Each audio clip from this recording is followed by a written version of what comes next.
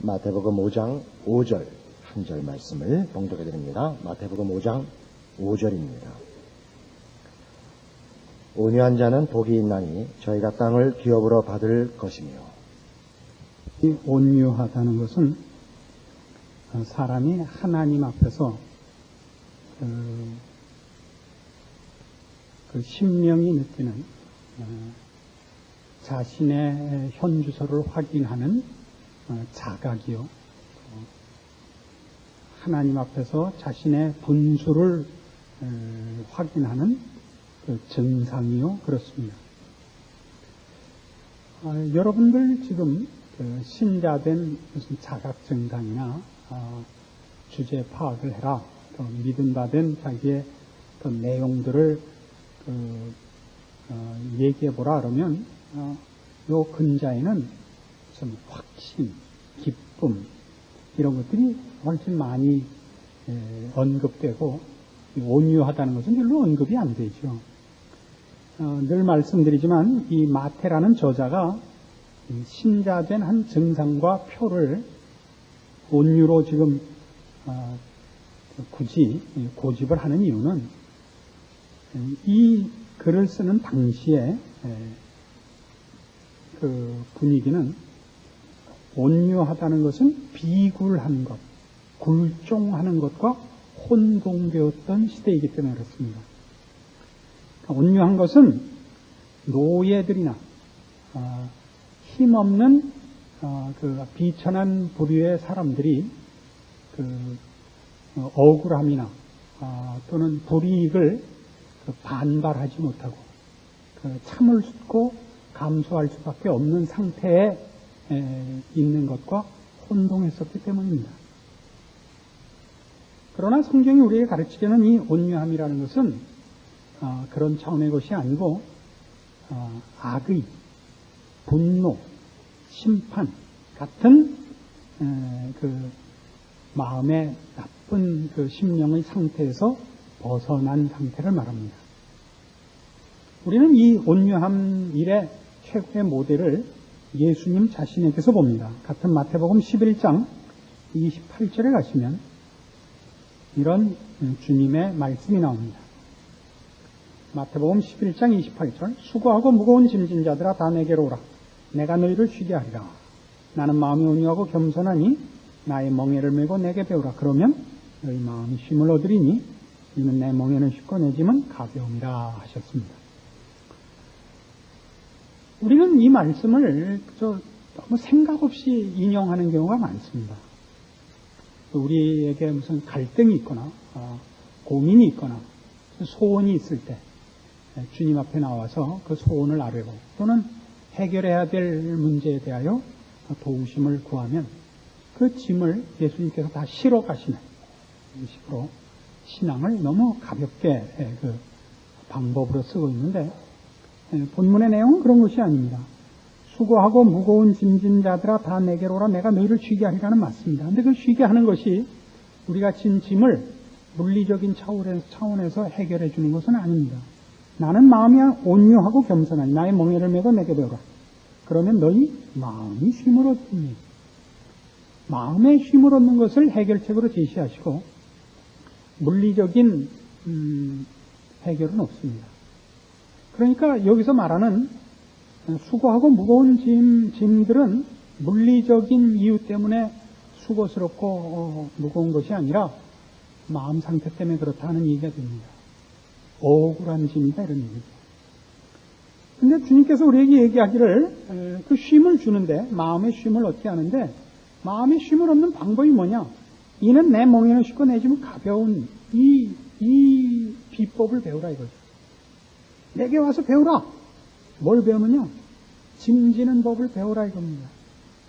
나는 내 짐이 쉽고 가볍다 이거예요. 예수님이 진 짐은 쉽지 않습니다. 물론 가볍지도 않습니다. 천지 만물과 인간을 지으신 창조주 하나님이 그 앞에 범죄한 우리의 죄를 사하기 위하여 우리 손에 죽으러 오셨습니다. 세상에 억울하다면 이거보다 더 억울한 일은 없고, 힘들다면 십자가에서 죽는 것보다 더 힘든 형벌이 없습니다.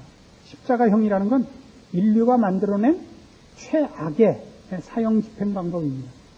고통을 오래오래 감수하면서 늦게 죽으라는 그 형벌이 십자가형입니다. 그런데 주님은 우리에게 바로 이걸 배우라는 거죠. 이 예수님이 짐을 진 방법을 배우면 우리 마음에 쉼을 얻는데요. 왜? 열쇠가 여기 있습니다. 29절에 있는 나는 마음이 온유하고 겸손하기 때문에 나는 내가 지는 짐이 무겁지 않다 이겁니다. 그래서 억울하지 않다 이겁니다. 왜요? 예수님은 우리를 죄와 사망에서 구원하시려고 이 땅에 오셨습니다. 다른 방법을 쓰다가 할 수 없이 십자가를 지신 것이 아니라 그 방법밖에 없어서 오셨고 처음부터 죽으러 오셨습니다. 세례 요한의 입을 빌어 선언하기를 성경이 세상 죄를 지고 가는 하나님의 어린 양이라 했습니다. 그래서 그는 이 모든 문제에 대해 온유하십니다. 그를 채찍질하고 그를 조롱하고 그에게 가시관을 씌우고 그에게 침을 뱉고 또는 십자가에 매달아 놓고 네가 남은 구하면서 자신은 구하지 못하느냐 라고 조롱할 때도 예수님의 답은 이것뿐이었습니다. 아버지여 저들의 죄를 사하옵소서. 저들이 자기가 하는 일을 알지 못하나이다입니다. 온유의 아주 완전한 모습이죠. 좀 더 설명을 드리자면 로마서 15장에 한번 가보십시오. 예수님께서 가지시는 이 온유함의 그 이유가 뭐냐, 본질이 뭐냐 이렇게 물으신다면 로마서 15장에서 이렇게 얘기합니다. 로마서 15장 1절 우리 강한 자가 마땅히 연약한 자의 약점을 담당하고 자기를 기쁘게 하지 아니할 것이라. 우리 각 사람이 이웃을 기쁘게 하되 선을 이루고 덕을 세우도록 할지니라. 그리스도께서 자기를 기쁘게 하지 아니하셨나니 기록된 바 주를 비방하는 자들의 비방이 내게 미쳤나이다 함과 같으니라. 자기를 기쁘게 하지 않으셨다. 이게 온유함입니다. 우리 세상 살다 보면 우리 사람 사는 사회 속에 똑똑한 사람, 성공한 사람, 능력 있는 사람을 만납니다. 똑똑하다든가 능력이 있다는 것은 다른 사람과 비교해서 내가 우월하다는 것으로 증명되어서는 안 됩니다. 내가 똑똑하다는 것이 상대방의 무지함이나 어리석음 위에 서 있는 것은 똑똑한 것이 아닙니다. 똑똑한 것은 그의 똑똑함이 주변에 똑똑지 않은 사람들에게 똑똑한 사람만이 가질 수 있는 어떤 보상들을 나누는데 그 똑똑함의 본질이 있어야 됩니다. 우리 주변에 능력 있는 자가 있고 지식이 있거나 고귀한 자가 있으면 그의 고귀함이나 그의 실력이 있음이 상대적으로 우리의 누추함이나 열악함이 증명되는 것이어서는 안 됩니다. 그가 있음으로써 우리 모두에게 혜택이 입혀져야 되는 것입니다. 그게 똑똑한 것입니다. 예수님께서 하신 모든 그의 오심과 그의 행동과 그의 가르치심과 그의 목표하심이 이겁니다. 주께서 이 땅에 주님의 거룩하심이나 주님의 영광됨을 나타내어 우리로 하여금 그의 영광을 증명하는데 비교가 되고 상대적으로 악역과 비천한 역을 맡게 하시려고 오신 것이 아니라 그가 우리에게 혜택을 입히시기 위하여 찾아오셨다는 사실입니다. 이게 온유함의 본질이 있습니다. 자기를 기쁘게 하러 오신 것이 아닙니다. 고린도 후서 8장에는 그것을 좀 더 이렇게 적극적으로 설명을 합니다.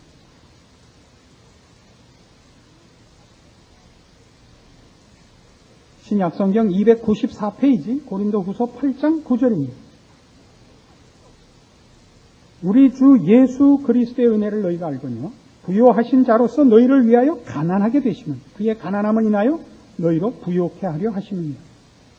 예수님의 부요하심, 예수님의 영광, 예수님의 고귀하심이 우리의 가난함을 확정지으러 오신 것이 아니라 그의 부요함을 풀어 우리의 가난함을 메꿔주러 오신 것이다 이겁니다. 이게 온유함입니다. 우리가 사람 사이에 다툼이 있을 때 보시면 믿지지 않겠다는 싸움이죠. 지지 않겠다는 싸움이죠. 그것이 금전일 수가 있고 이해관계 문제일 수가 있고 가장 많이는 자존심의 문제일 수가 있습니다. 그래서 도무지 상대방의 말하자면 허세를 용납할 수 없다는 것이죠. 상대방이 실상이 아닌 거짓으로 나보다 크게 보여서 상대적으로 내가 내 원래 지위보다 왜소해지는 것을 난 감수 못하겠다. 사람 사는 데서 제일 큰 싸움을 유발하는 이유입니다. 여러분이 감수하시면 상대방의 허세가 진짜가 됩니다. 여러분이 상대방의 거짓된 가면을 벗기러 다닐 필요가 없습니다. 여러분이 그것을 용납하시면 상대방이 일부러 까치발을 하고 다니지 않게 됩니다. 상대방의 자존심이나 경쟁심을 건드리지 않는 것이 온유함입니다. 베푸고 용납하고 품으실 자세를 갖고 있는 것이 온유함이죠. 지금 얘기한 이런 온유함은 하나님의 사람들이 목표해야 되고 완성의 경지로 받아들여야 할 내용들입니다. 우리 하나님의 성품입니다. 오늘 마태복음 5장에서 얘기하는 것은 이것을 목표로 하고는 있지만 오늘 여기서 얘기하는 것은 그 시작에 불과한 것도 역시 복된 조건으로 증상으로 제시하고 있습니다.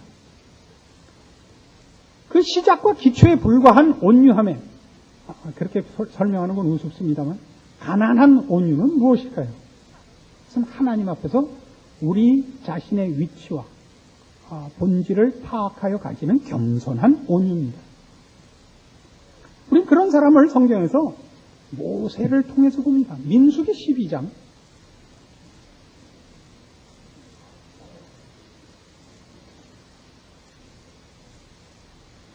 구약성경 215페이지 민수기 12장 1절 보시면 모세가 구스 여자를 취하였더니 그 구스 여자를 취하였으므로 미리암과 아론이 모세를 비방하니라. 그들이 이르되 여호와께서 모세와만 말씀하셨느냐 우리와도 말씀하지 아니하셨느냐 하며 여호와께서 이 말을 들으셨더라. 이 사람 모세는 온유함이 지면의 모든 사람보다 승하더라. 그래요. 모세는 인류 역사상 최고로 온유한 사람이었다. 그렇게 얘기해도 과언이 아닐 것입니다. 근데 우리가 확인하고 싶은 것은 그가 가졌던 온유함의 내용 그리고 그가 온유할 수 있었던 이유가 뭐냐 하는 것입니다. 시편 90편에 가시면 모세의 온유함을 이해할 수 있는 한 단서를 만납니다. 시편 90편 구약성경 868페이지입니다. 시편 90편은 그 밑에 하나님의 사람 모세의 기도라라고 제목이 붙어 있습니다. 모세의 기도입니다. 주여 주는 대대에 우리의 거처가 되셨나이다. 산이 생기기 전 땅과 세계도 주께서 조성하시기 전 곧 영원부터 영원까지 주는 하나님이십니다. 주께서 사람을 티끌로 돌아가게 하시고 말씀하시기를 너희 인생들은 돌아가라 하셨사오니 주의 목전에는 천년이 지나간 어제 같으며 밤의 한 병점 같을 뿐입니다. 주께서 저희를 홍수처럼 쓸어가시나이다. 저희는 잠깐 자는 것 같으며 아침에 돋는 풀 같으니이다. 푸른 아침에 꽃이 피어 자라다가 저녁에는 벤바 되어 마르나이다. 우리는 주의 노에 소멸되며 주의 분내심에 놀라나이다. 주께서 우리의 죄악을 주의 앞에 놓으시며 우리의 은밀한 죄를 주의 얼굴빛 가운데 드셨사오니 우리의 모든 날이 주의 분노 중에 지나가며 우리의 평생이 일시간에 다하였나이다. 우리의 연수가 70이요 강건하면 80이라도 그 연수의 자랑은 수고와 슬픔뿐이요 신속히 가니 우리가 날아가나이다. 누가 주의 노의 능력을 알며 누가 주를 두려워해야 할 때로 주의 진노를 알리까. 우리에게 우리 날 계수함을 가르치사 지혜의 마음을 얻게 하소서. 두 가지 내용이 들어있습니다. 인생이 짧다 하는 것입니다. 아침에 피었다가 저녁에 지는 들꽃 같습니다. 얼마나 우리의 인생이 짧은지 그 시간이 날아가는 것 같습니다. 하는 것입니다. 우리의 인생이 짧습니다. 그리고 또 하나 뭐예요? 그런데 내내 죄만 짓습니다. 하는 것입니다. 그 짧은 기간을 그 짧은 기간에 알량한 자존심을 세우려고 싸우다가 다 헛되이 지나가고 맙니다. 그래서 주의 진노 중에 그 생을 마감하고 맙니다. 이게 모세가 자기 생애, 한두 사람의 생애를 보고 쓴 것이 아니라 이스라엘의 지도자로 300만 명쯤 되는 그 이스라엘 국민을 데리고, 그 백성을 데리고 출애굽해서 40년 광야 생활 속에 저들의 지도자 노릇하며 본 것이다 이겁니다.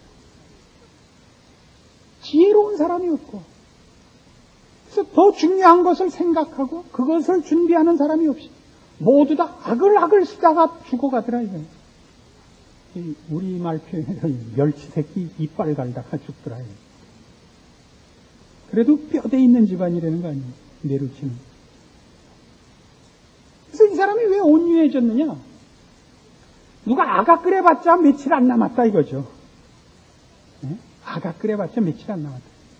평생을 그 큰 소리 칠 것 같더니 어느 날 보니까 돌아가셔서 무덤이 어디 있는지 모르게 됐다 이거예요. 또 하나는 뭐라 그래봤자 헛거더라 이거예요. 할 줄 아는 게 아각거리는 것밖에 없더라 이거예요. 이해하시겠습니까? 여러분, 온유해지는 데 있어서 이런 그 이해는 참 필요합니다. 누가 속였다고 화를 내지 마십시오. 거짓말을 했다고 화를 내지 마십시오. 왜? 몰라서 거짓말을 한 거예요? 뭘 욕을 하겠어요? 본인은 그게 그런 줄 알고, 진짜인 줄 알고 그렇게 말을 했으면 할 말이 없는 거 아니에요? 그렇죠? 무식해서 그런 거. 틀리게 알아서 그런 거면 뭘 화를 내겠어요? 알고 그랬으니까 알고도 그랬으려면 속여 먹으려고 의도한 거잖아요. 그걸 뭐 화를 내요. 복수를 하려면 가만히 웃고 있다 찔러 죽여야지. 안 그래요? 아가가가 거는 거는 그건 똥개나 그러는 거예요. 덤빌 자신이 없으니까 아가가가 거리는 거 아니에요. 내비두시란 말이에요. 몰라서 그런 거 아니면 날 말아먹으려고 그런 건데 뭐라 그럴 거예요. 세상에 거짓말은 없는 거란 말이에요. 괘씸하다. 이런 게 있죠. 괘씸하다. 힘이 있으면 참으시라고요. 여러분이 더 큰 사람이면 그 괘씸해서 불러다가 그거 매우 쳐라. 네 죄를 내가 알렸다. 강한 자의 미덕은 뭐예요? 아량이에요. 아량. 복수를 하는 건 이미 강자가 아닌 겁니다. 모든 동물의 세계를 보세요. 힘없는 놈만 독을 가지는 거예요. 힘이 있으면 절대 독을 안 가져요. 복수를 하는 법이 아닙니다. 여러분이 강자면 용서하시라고요. 여러분이 약자면 참아야 돼요. 힘이 없는데 왜 댕댕거리세요? 힘이 없으면 물론 참아야지. 은연중에 은밀히 힘을 길러야지. 힘을 기르면 아량을 베풀어야지. 그게 온유예요. 모세가 이거 한 거예요. 이거. 할 말이 없는 거예요. 사람의 때가 신약에 넘어오면 이 온유한 사람의 한 모델이 그 사도 바울입니다. 디모데전서 1장에 가보십시오. 신약 성경 337페이지.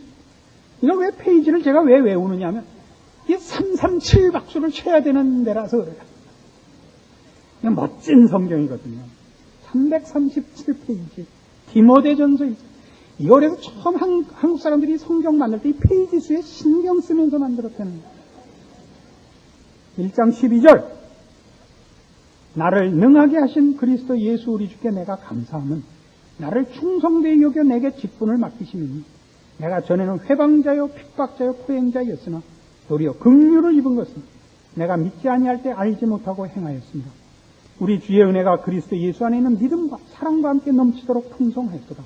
믿보다 모든 사람이 받을 만한 이 말이요 그리스도 예수께서 죄인을 구원하시려고 세상에 임하셨다 하였도다. 죄인 중에 내가 그랬습니다. 그러나 내가 긍휼을 입은 까닭은 예수 그리스도께서 내게 먼저 일체 오래 참으심을 보이사 후에 주를 믿어 영생 얻는 자들에게 본이 되게 하려 하십니다. 우리는 이 바울에 대해서 굉장히 오해를 하고 있습니다. 왜 오해를 하냐면 바울은 유명한 사람이기 때문입니다. 위인이기 때문입니다. 그래서 우리가 바울 하는 것은 위인이 되고 대접을 받고 싶어서 바울하지, 바울이 가지는 그의 신앙의 본질에는 전혀 관심이 없는 경우가 많습니다.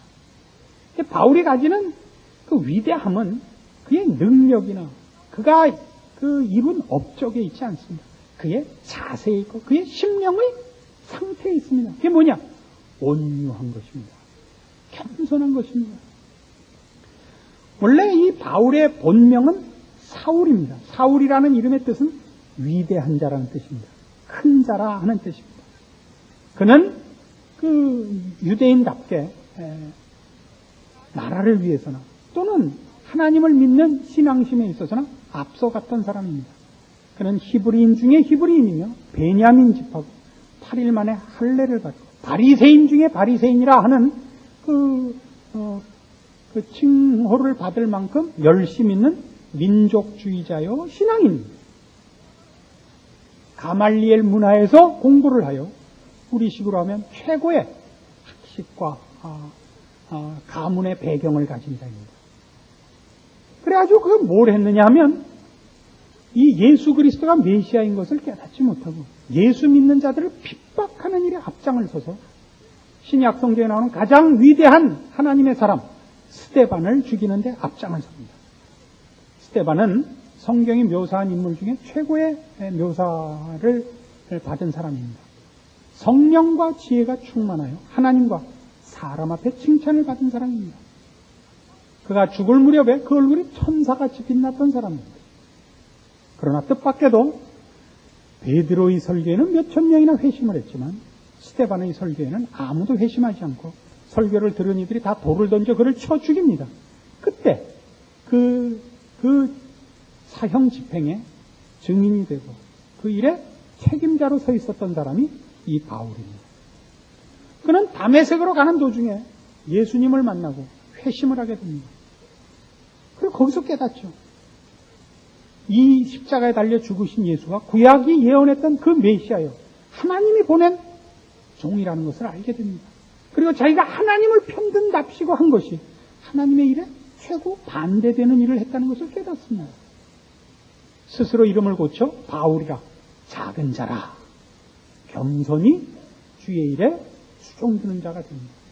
그래서 그는 자기가 능력이 있다든가 하나님이 자기를 통하여 일을 하신다는 일에 대하여 자부심을 갖지 못합니다.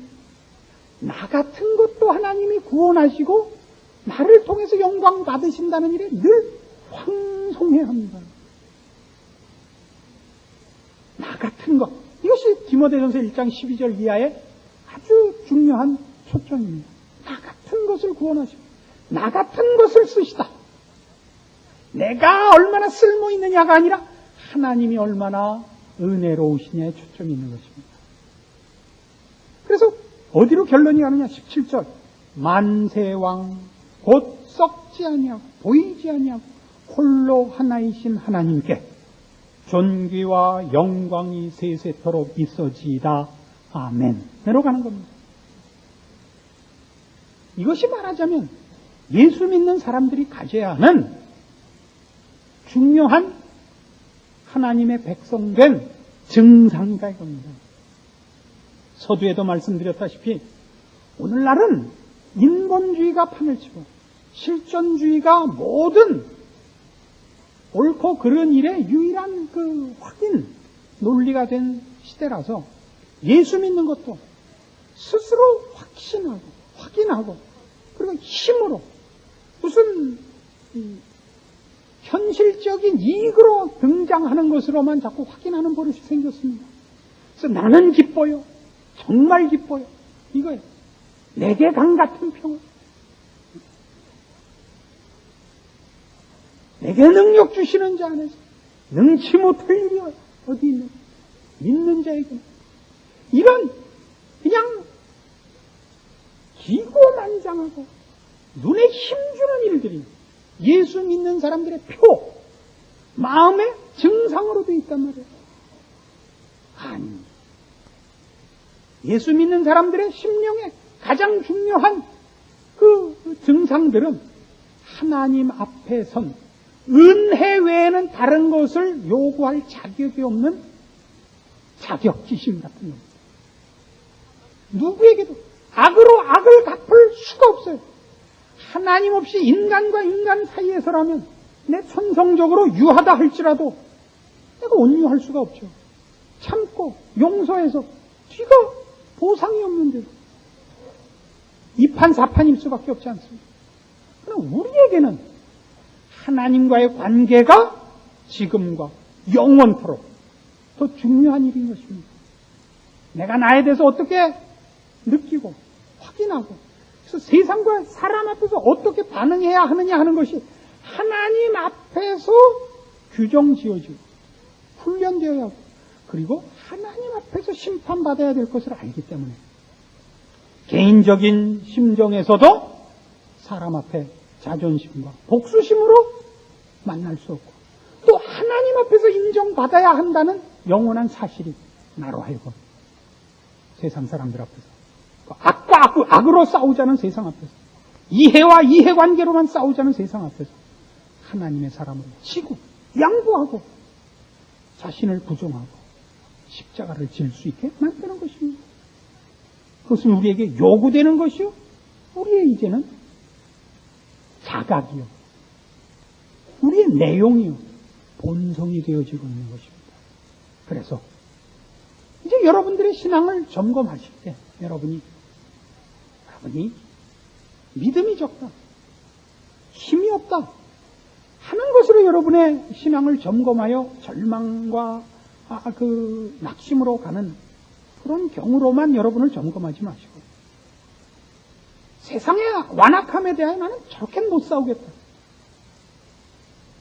여러분이 체념과 절망과 왜소함으로 여러분 자신에 대해서 자꾸 느껴지거든. 그것이야말로 우리가 하나님 앞에서 자신을 확인하고 하나님의 사람으로 출발하는 가장 중요한 근거요 내용인 것을 확인하시고 지고 살고 참고 살고 용서하면서 사는 이것이야말로 내가 키워야 하고 그것으로 승리해야 돼. 그것 위에 우리를 세워야 한다는 것을 아는 이 신앙적인 확실한 근거 위에서 여러분의 신자된 삶을 이 온유와 겸손 그리고 충성과 그런 차원에서 승리로 여러분을 내모는 분명하고 확실한 그리고 새로운 결단이 필요하다고 믿어지는 것입니다. 하나님을 의지하여 사는 삶의 비밀함과 세상이 모르는 이 진리와 영원을 여러분 소유한 줄 아시고 그 위에서 승리하시는 여러분들 되기를 바랍니다. 기도하십시오. 하나님 아버지 은혜를 감사합니다. 우리가 하나님의 자녀요. 그래서 우리의 심령이 가난하며 온유할 수밖에 없는 것을 확인하였습니다. 우리는 악의와 분노와 심판을 가지고 사람을 만날 수 없습니다. 하나님이 그것을 싫어하시기 때문입니다. 우리가 가져야 하는 마음은 용서하는 마음입니다. 원수를 사랑하는 것이요. 선으로 악을 이기는 것입니다. 주께서 우리에게 친히 명령하시기를 아무든지 나를 따르려거든 자기를 부인하고 자기 십자가를 지고 나를 쫓으라 하셨습니다. 이 온유한 심정이 우리 안에 있음을 확인합니다. 확신과 기고만장함과 형통과 승리, 성공 이런 것들 말고 겸손, 온유, 양보, 자비, 용서, 긍휼 이런 것으로 주를 따르게 하시고 충성된 마음으로 하나님의 사람으로 우리 인생을 주의 자녀라 이름하게 하여 주시옵소서. 거기서 우리 하나님 영광 받으시고 우리가 얻은 은혜가 꽃피게 하소서. 예수님 이름으로 기도합니다. 아멘.